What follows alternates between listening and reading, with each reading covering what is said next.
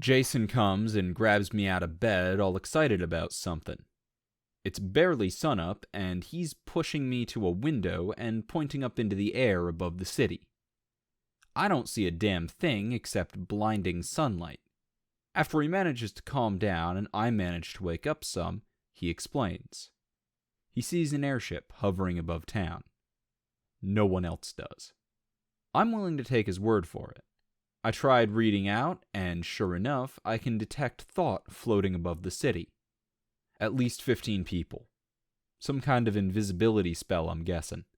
I didn't detect hostility, so I figured it belonged to one of the representatives, and they were just checking things out before landing. I put the incident out of my mind and went and had breakfast. A few hours later, it's still there. I ended up grabbing Jason and headed over to the Hind to inform our pilot America of it, so she doesn't have the world's first mid-air collision when she takes off for a trading run. Then he showed up. An unassuming sun priest with a staff.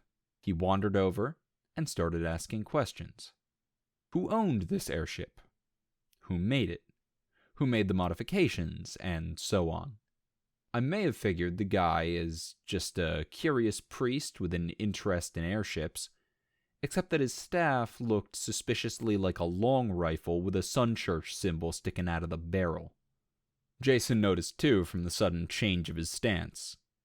He had a very guarded mind, enough so that I couldn't have dove in without him noticing and resisting. So I made myself clear. I drew my pistol on him.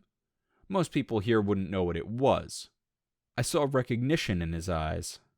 Before I could make my demand of him to explain himself, he fired off some blinding light. By the time I recovered, he was gone, and Jason said the airship was starting to pull away, heading north.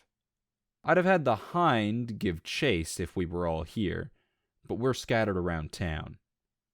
We're going to resupply and head off after them.